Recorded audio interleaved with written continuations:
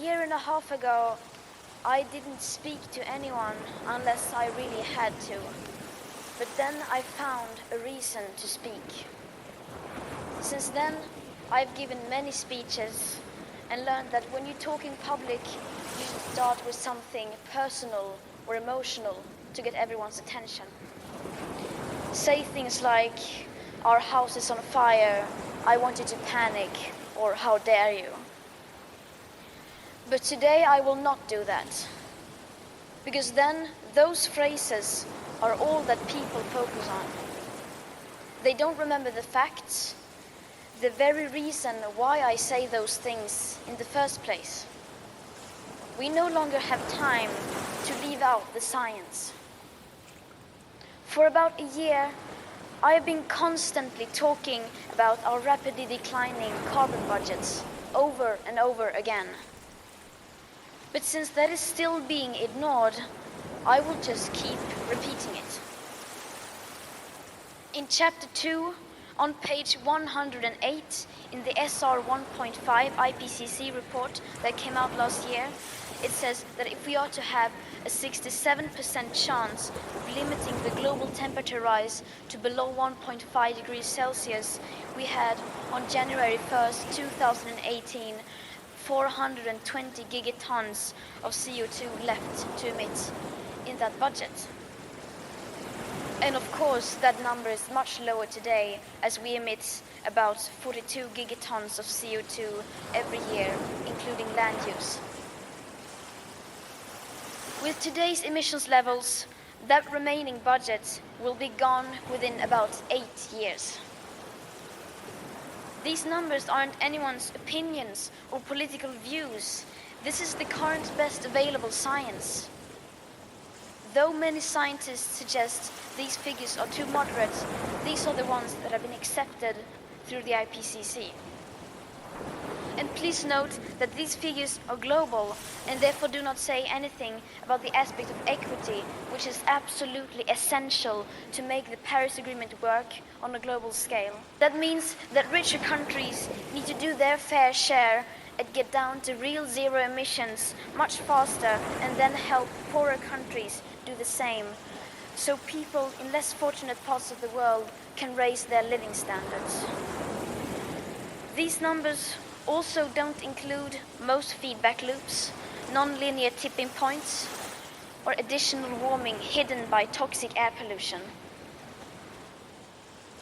Most models assume, however, that future generations will somehow be able to suck hundreds of billions of tons of CO2 out of the air with technologies that do not exist in the scale required and maybe never will.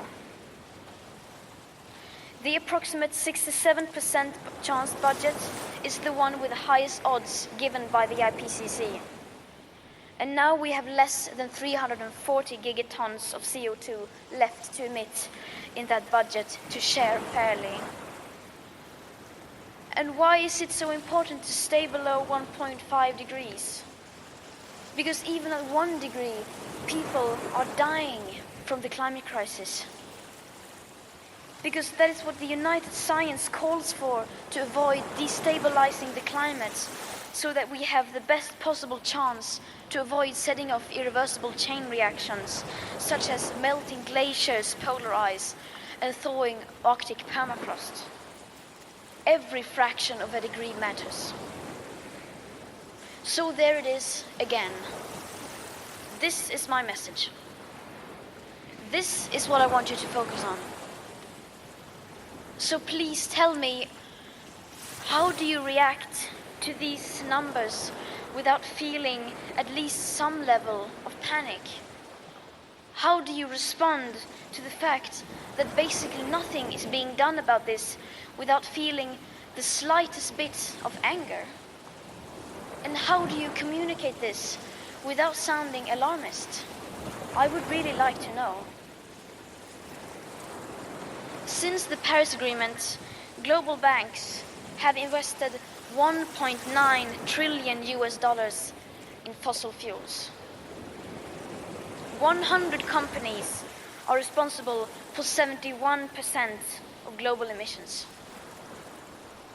The G20 countries account for almost 80% of total emissions.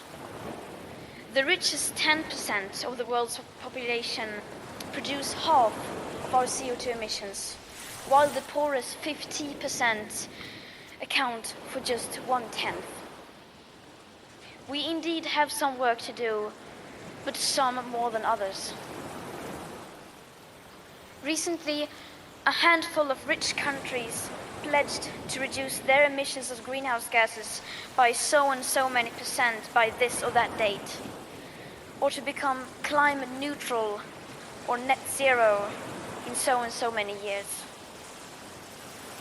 This may sound impressive at first glance, but even though the intentions may be good, this is not leadership. This is not leading, this is misleading. Because most of these pledges do not include aviation, shipping, and imported and exported goods and consumption. They do, however, include the possibility of countries to offset their emissions elsewhere. These pledges don't include the immediate yearly reduction rates needed for wealthy countries, which is necessary to stay within the remaining tiny budget. Zero in 2050 means nothing if high emission continues even for a few years, then the remaining budget will be gone. Without seeing the full picture, we will not solve this crisis. Finding holistic solutions is what the COP should be all about. But instead, it seems to have turned into some kind of opportunity for countries to negotiate loopholes and to avoid raising their ambition. Countries are finding clever ways around having to take real action, like double counting emissions reductions and moving their emissions overseas, and walking back on their promises to increase ambition, or refusing to pay for solutions or loss and damage. This has to stop. What we need is real, drastic emission cuts at the source. But of course, just reducing emissions is not enough. Our greenhouse gas emissions has to stop. To stay below 1.5 degrees, we need to keep the carbon in the ground. Only setting up distant dates and saying things which give the impression of that action is underway will most likely do more harm than good, because the changes required are still nowhere in sight. The politics needed does not exist today, despite what you might hear from world leaders. And I still believe that the biggest danger is not inaction. The real danger is when politicians and CEOs are making it look like real action is happening when, in fact, almost nothing is being done apart from clever accounting and creative PR. I have been fortunate enough to be able to travel around the world. And my experience is that the lack of awareness is the same everywhere, not the least amongst those elected to lead us. There is no sense of urgency whatsoever. Our leaders are not behaving as if we were in an emergency. In an emergency, you change your behavior. If there is a child standing in the middle of the road and cars are coming at full speed, you don't look away because it's too uncomfortable. You immediately run out and rescue that child. And without that sense of urgency, how can we, the people, understand that we are facing a real crisis? And if the people are not fully aware of what is going on, then they will not put pressure on the people in power to act. And without pressure from the people, our leaders can get away with basically not doing anything, which is where we are now. And around it goes. In just 3 weeks, we will enter a new decade. A decade that will define our future.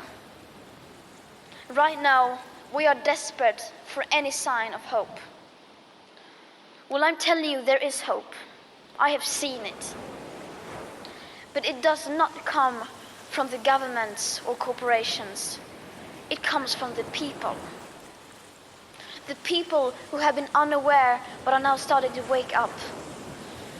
And once we become aware, we change. People can change. People are ready for change. And that is the hope, because we have democracy. And democracy is happening all the time, not just on election day, but every second and every hour. It is public opinion that runs the free world. In fact, every great change throughout history has come from the people. We do not have to wait. We can start the change right now. We, the people. Thank you.